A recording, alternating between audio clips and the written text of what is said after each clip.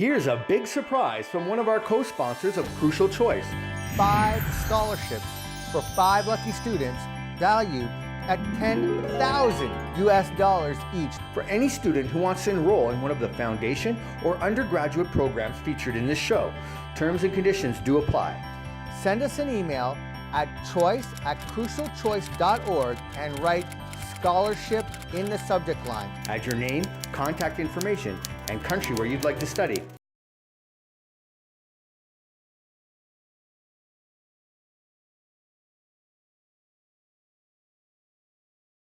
Hello and welcome to yet another episode of Crucial Choice, the only show that focuses on careers and higher education. I'm your host, Shane Phillips. What is it that attracts you to the field of law? Is it the understanding of what it takes to be a top international lawyer and the belief that you have the aptitude for it? Or have you been romanticized by the latest TV courtroom drama? No matter what the case, the bedrock of a great career in law is education. It's rooted in academics, and getting into one of the best law schools can give you a huge advantage. Unfortunately, academics alone aren't enough to make it in this field. You need to have the personality, or as the French say, the je ne sais quoi, the ability to bring two warring parties peacefully together, the ability to create consensus where no one else was able to find any, the ability to bring resolution to some of the most complex issues facing corporations and individuals. In this episode, we look at the field of law in detail.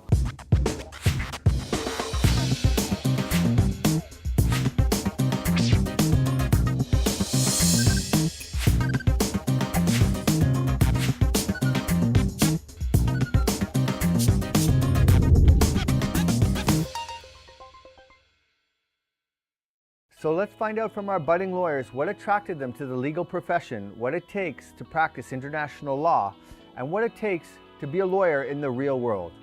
Riju, welcome to Crucial Choice. Samrat, welcome to the show. Thank you. And Zaina, thank you for coming. Thank you. So Riju, where were you born and how long have you been in Dubai?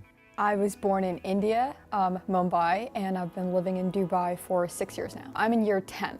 Okay, and Samrat? I was born in Delhi, India, and I've been in Dubai for 10 years this November. And Zaina? I was born in Pakistan and I've been living in Dubai for 16 years. I'm in year 10. So Riju, you've decided to become a lawyer. What was driving that decision? Is just the very nature of it. So things like reasoning and, just debate and building up arguments, I kind of apply that in my daily life, and I feel like I would be very good at that profession later on.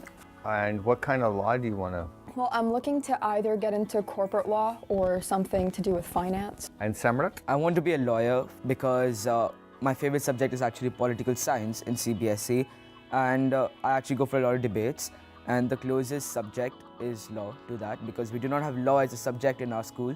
And also the fact that in future, after my LLB, I would like to pursue human rights and arbitration that actually helps countries fight for justice, international criminal justice like in Hague in Netherlands, and other international courts for human rights like Amnesty International and United Nations, etc. The reason why I want to be a lawyer is because I want to give back to the community, because this entire time, all everyone thinks about is the monetary benefit, what's going to give you the best income. So everyone, looks at those jobs, but nobody looks at what they're passionate about. And so I saw law as a career that I'm passionate about, and as well as alongside that, I really enjoyed. I enjoyed doing debate. We started a community in our school itself called the Blank Project, where we look what at project? The Blank Project.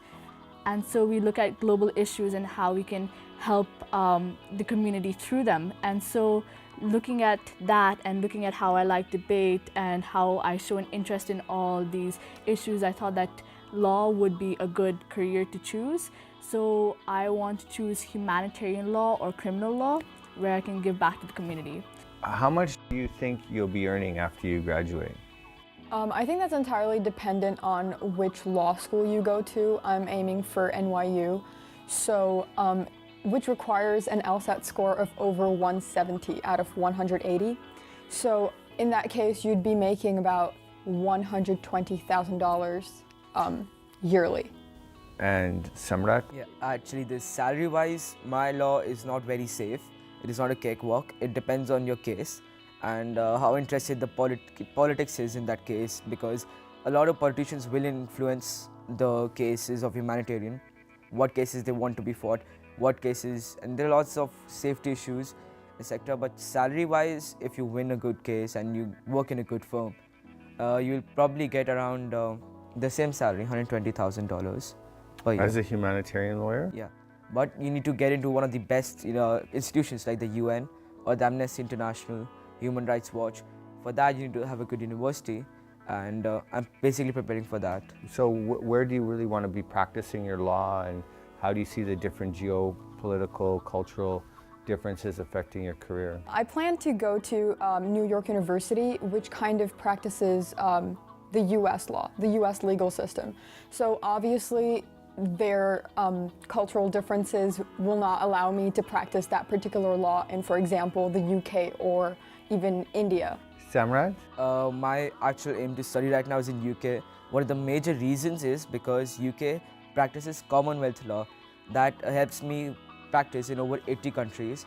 So anytime I want to come back home to India or practice anywhere else, where I do hope to practice, that's in India, I do not need to write another exam. I just need to do the bar exam and move on. I do not need to study through another course of 3 years, 4 years, and that's one of the biggest reasons. And the politics actually influences me a lot, and one day I hope to join politics and join a party in India. That's great. Zaina? So I'm still debating on whether I want to move to the US or I want to move to the UK. And so both things will require me to take a bar exam at the end, which is going to be for international law. And then after that, I plan to migrate back to the Middle East or any country, a specific country in Africa, where I hope to, progress from there on. Samrat, what kind of skill sets do you think you need as a lawyer? I think one of the most important skill sets you need is kindness, because if you're going for monetary benefits, you will do get far, but you won't get the satisfaction. Do you ever think that as a corporate lawyer, your morality will be at risk? That is in case of any lawyer. I feel like even when you're a humanitarian lawyer, you can be on the bad guy's side. There's always this lack of morality that comes along with being a lawyer, but I think it's important that you pick your cases wisely if that is something that you're scared of. If you're a lawyer, you need to believe in the Constitution, and almost every democratic country's constitution allows every free citizen of the country to a lawyer. They enable them to have a lawyer from the government, public prosecutor, or hire their own. So even if it's on the wrong side of morality, we need to do it because it's our duty.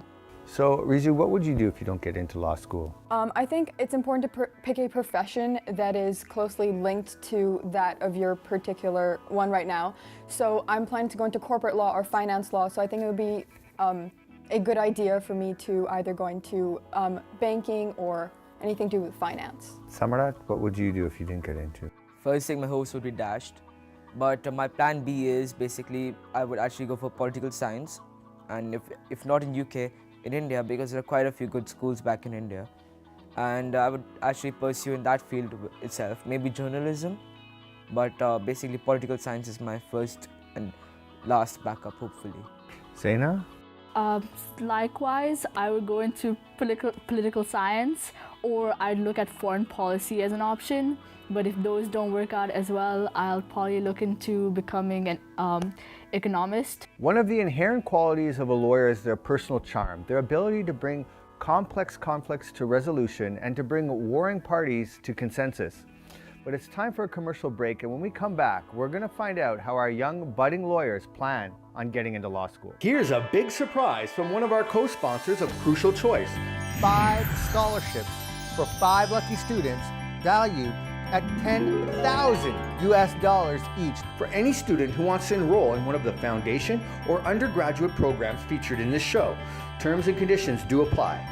Send us an email at choice@crucialchoice.org and write scholarship in the subject line. Add your name, contact information, and country where you'd like to study. Before the break, we heard why our students are attracted to the legal profession, and now we're going to find out how they plan on getting into law school. Riju, how do you plan to get into law school? I understand you want to go to New York University, which is one of the top schools in the world. What are some of the things you're doing to prepare for that? I think a good thing to do is to kind of add to your resume. So do as many extracurriculars as you can and sort of just show the university that you are spending your free time wisely outside of your already, successful academic careers. So a good thing to do would be to join as many debate events as you can and to, volunteer at law firms or something like that in order to kind of gain experience so that universities see that you've been using your time wisely. And also, another thing to consider is to give your LSATs in the year that you're applying. So very good universities like Harvard or NYU hope to see a score over 170 out of 180. So that's a really high score, and if you're able to get that, then you have an edge over other applicants. Unlike America, in UK you need to focus a lot more on academics, but an added bonus or an augment would be that we do internships and we need to go to a lot of debating events, MUNs, wherever you can get more experience. We need to prepare for an entrance exam called LNAT. It's a 42 question paper with an essay. The essay will be graded by your university and the 42 paper will be graded by UCAS, that's the common method of application, and any score above 27 is actually good and you can get into one of the best schools in UK. So Riju, if you don't get into NYU, what school would you go to? Well, I'm hoping to get into Georgetown University, which is again in the US because I am studying for it. Or maybe even University of Glasgow in the UK, but a more preferable option would be Georgetown University because I do not have to do an extra exam for it. Samrat, what if you don't get into your first choice school? Actually, I'll tell you what the first choice schools are. They are Durham University, Nottingham University, Glasgow, Edinburgh, or York, or maybe even KCL. But thing is that they are very difficult to get in. So another option I've kept as my plan B is back home in India, where there are a couple of good schools like Symbiosis, General Global Law School, and NLSU. Though it's more difficult, but in NLSU compared to others, but it's a thing that you can always strive for and drive for. I have a variety of schools in mind that I could choose from, so I don't have one university that's right at the top, but all the universities that I want to get in are quite hard to get into. So London School of Economics, Oxford University, Cambridge University, Harvard, Brown University. So they're all very competitive to get into. So my backup for that, if I don't get into those fives, would probably be to go back to Pakistan and settle for LUMS, which is also one of the top universities in Pakistan, but it all depends on my academics and whether they would want me in that university. Riju, what do you think the cost is per year? For University of New York, it's about $59,000 every single year. Because of UCAS, we have to apply for 5 universities, and the 5 universities which I've chosen range from about £14,000 to £19,000 only as tuition fee, plus £4,000 to £6,000 as accommodation, and extra, it depends on your lifestyle and how you live here. Are you planning to work while you study? Yeah, there's a thing called sandwich program in the UK, where you can actually do a 4-year LLB rather than a 3-year law, and you get 1-year internship, and the money you earn during the internship can be used to pay your fees for the next year. It's actually a great benefit because you get experience and you get money. So you're about to take the LNAT. Can you tell us a bit about that test and what you had to do to prepare for it? LNAT is a really difficult exam, but you have to give it to get into one of the top schools in UK. It's an MCQ based paper. 42 questions, a score above 27 is actually considered really good, and you'll be given an essay on, it's not only on law, you can be given on various fields like psychology, medicine. Even though it's completely not related, it's going to be difficult, there's going to be a lot of analytical reasoning. You need to focus on finding the most appropriate answers because there'll be many right answers in the question. You'll also have to do an essay that's on an issue, that like a social issue or current topic, like based on your general knowledge. And for LNAT, you need to prepare a lot. You need about, like you can say, 30-40 hours of classes of formal tuition that's there in a career counselor called Brighter Prep. They are the only one in Dubai. The thing is that it's one of the best ways to pass because it's very hard. You have thousands of applicants, and you need to practice a lot at home. You'll be given a lot of homework. You have to go through all the syllabus and samples because there's no specified area you need to research on. You just need to get the hang of the essay. So they often say you don't need money to be happy. Do you believe that?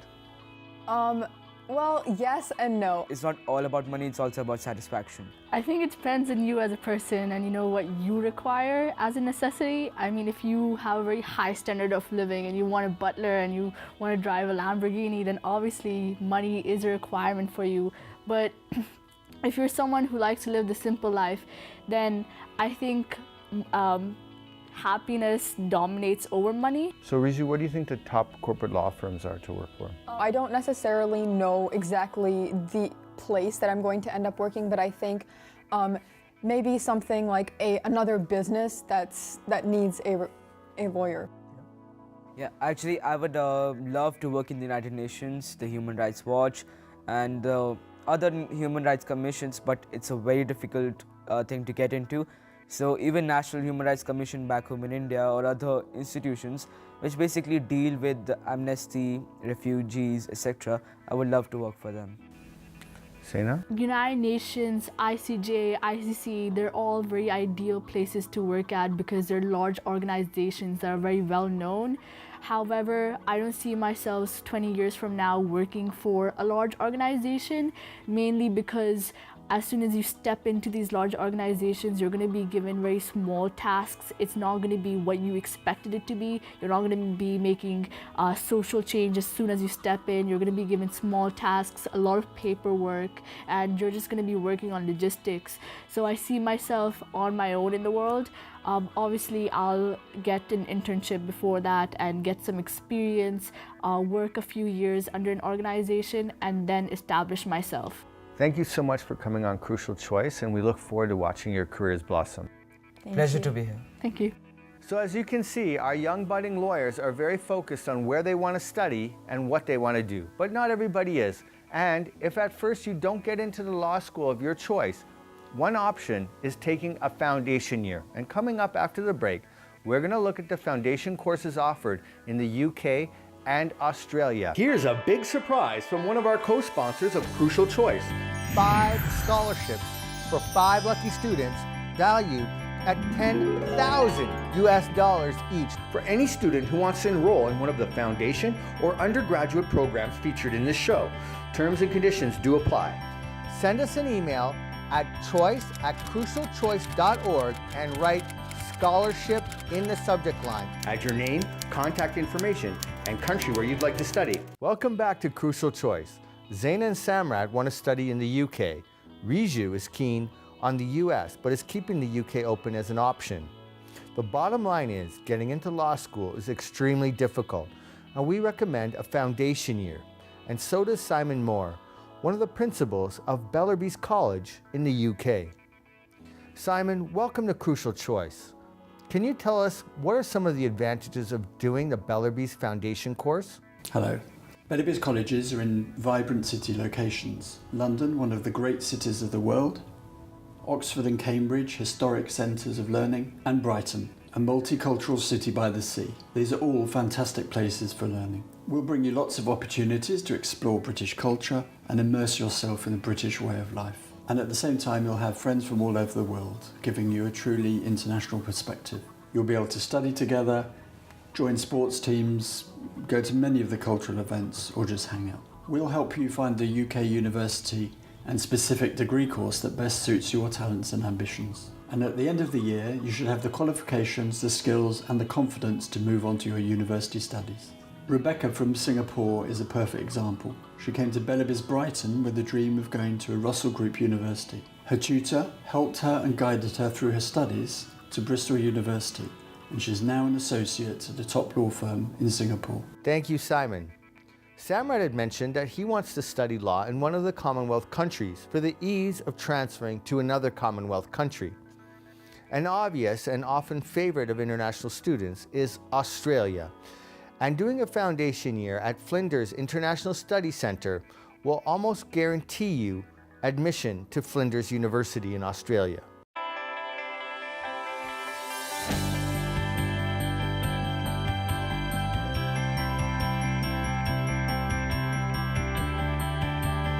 At FISC, we want to form a really good community for our students, Our international students get a wonderful experience because they're actually part of the university community.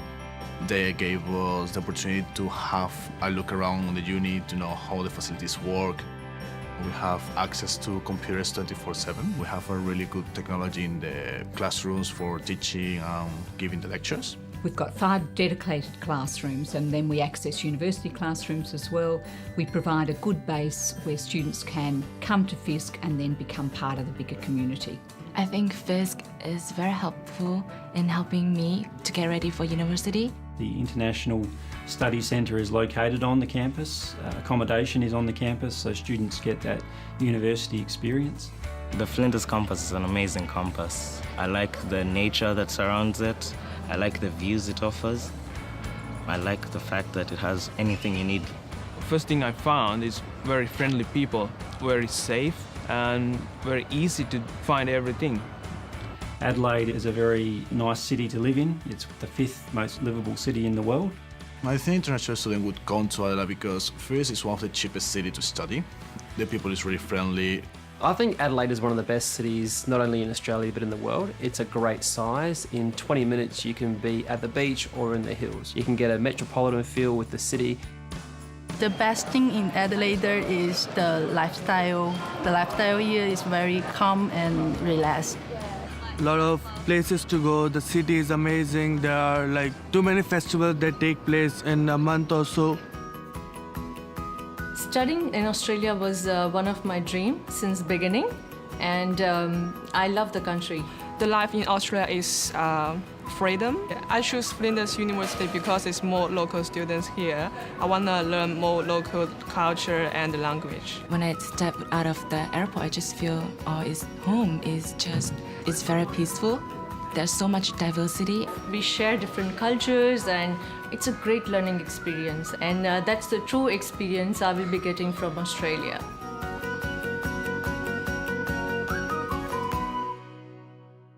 Like I keep telling you, a foundation course is a great option. Or you can email us at choice@crucialchoice.org and we'll get you on the right track.